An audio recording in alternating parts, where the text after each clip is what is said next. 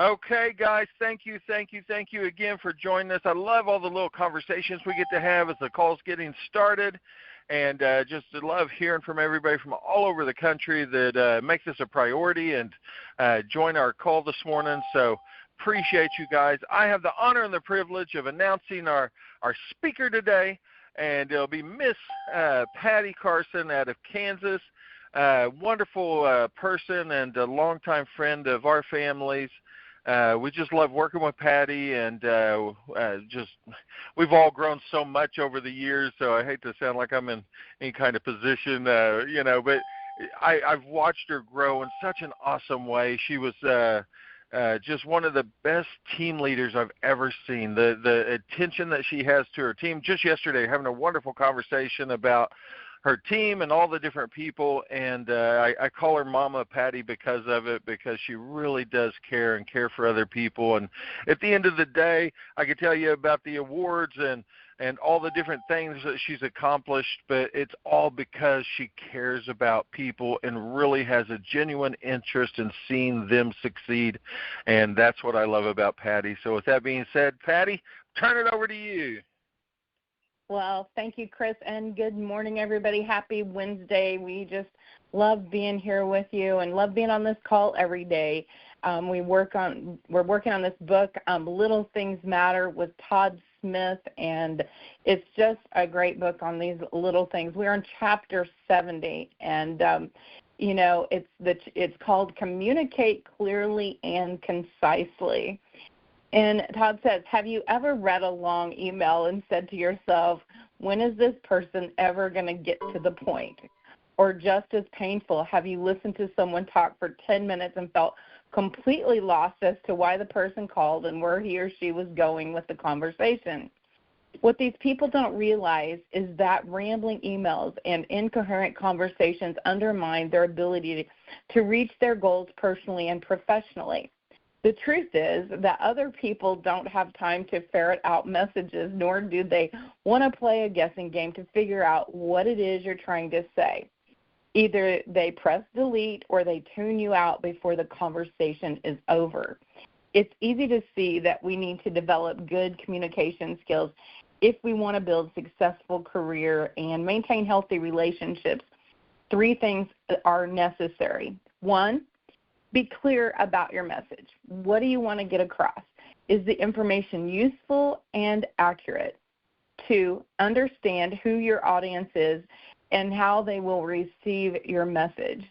3, deliver the message as concisely as you can without people viewing you as being abrupt or unfriendly. Whether it's personal or business, be clear and concise in all your communication every day and everywhere. Be conscious of every email, letter, or report you write or comments you make on social media sites, and I might add text. Be mindful of what you say in telephone conversations or at luncheon meetings. Always be cognizant that your communication style plays an essential role in developing your brand, establishing market value, and contributing to your likability factor.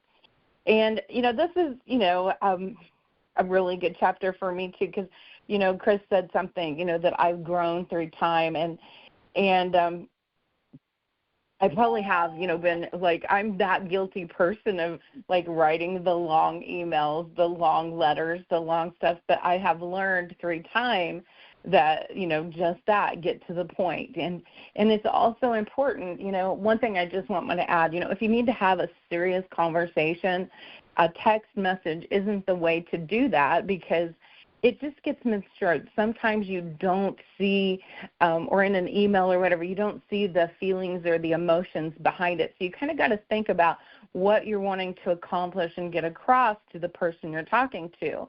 I mean, I know that, I've seen several conversations. I've had people come to me and said, oh, man, I sent this message and this person was upset with me. But it's, because people, when you're writing, they don't always get the context and the feeling and the emotion you are.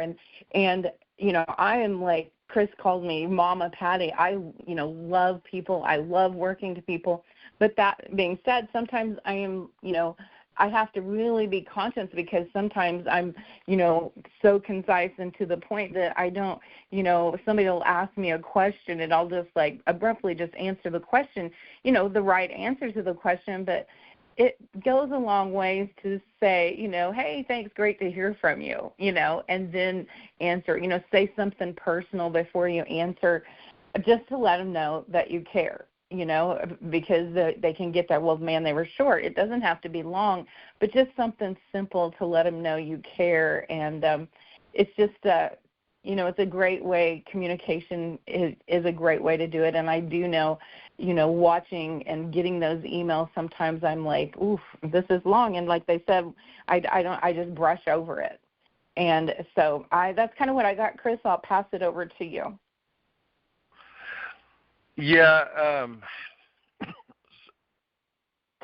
some subjects are just really hard for me, and this was one of them. I was like, man, I'm glad Patty's doing the call today and not me, because I really stink in some of these departments. And it's weird because Patty was kind of talking about she has, this not a habit, but where she writes long emails, but when she answers people, she kind of answers short. And I'm kind of the opposite in person. I am a storyteller. I'm one of those people that you hear say, long story short, about 10 minutes into what should have been a 10-second conversation. I have this habit of sharing details, and I almost feel as if I'm lying if I don't give, the proper backstory and so forth. So first off, what I'll say is I'm trying to grow and get better in that area. And just look for clues and hints as you're talking is what I've learned to do. And when people's eyes start to wander, it's one of those signs, hey, they're not listening anymore. Just, get to the point. And then opposite in my writing style is very short and abrupt and to the point and just very clear. But I'll also get to a point where it's too hard for me to communicate through those styles of media. And I'm sure all the people that know me and talk on the phone with me probably hate that one phrase in a text from me is like, hey, that's a little too much to type. Can I call you?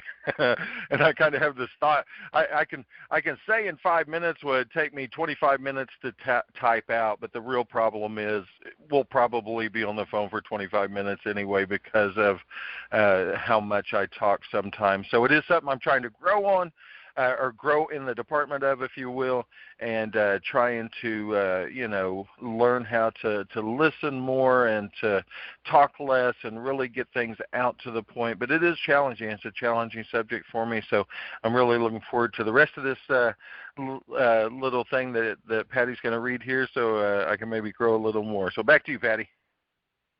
Thanks, Chris. I actually kind of giggled when we got this, and Chris and I were doing it together because I thought, man, we had a 2-hour conversation yesterday, I believe, and we were just like both of us, we talk and get rambling off, but we get each other, and I think there's something to the relationships with some people that you can do that, but I guess the big thing is to be aware, and that's what the last challenge was. He says, become aware of all your communications and consider how you can most effectively convey your thoughts in a clear, direct, and friendly manner without being misunderstood.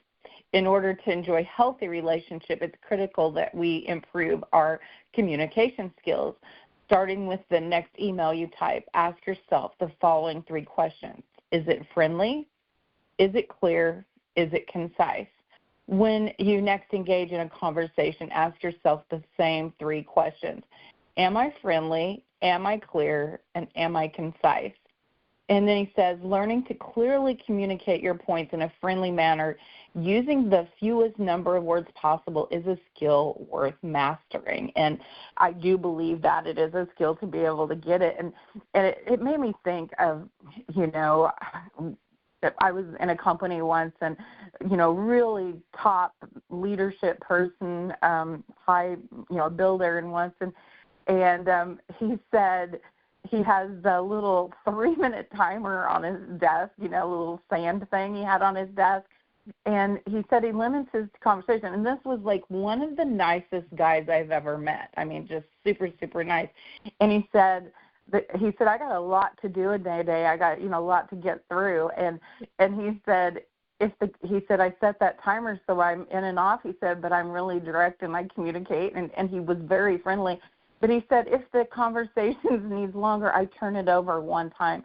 But he said, I don't spend over 10 minutes because my time is, of value too, and so is theirs. But, I haven't clearly got that skill as well either, but it's just always, when I got this, I was thinking about him and what he said, and like I said, he was so good and so concise and friendly. I mean, he was one that everybody loved, and so I think there's something to that. So, with that, we'll get ready to close the call. Remember, we do these calls every day, Monday through Friday. Invite a friend or somebody that's needing something, just to uplift their day or start it to the call.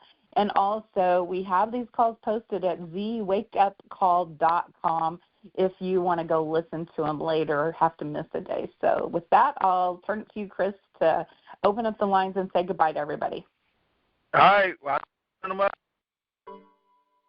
And feel free to say goodbye to us. Good job, Patty. Thank you, guys. Appreciate you. Thank you so much. Thanks for the reminder. Thanks, Patty. Thanks, Chris. Have a good day. Thank you, Patty. I learned too much. Thank you. Bye-bye. Bye-bye. Y'all have a safe and good day. Both of you. God bless. Thank you.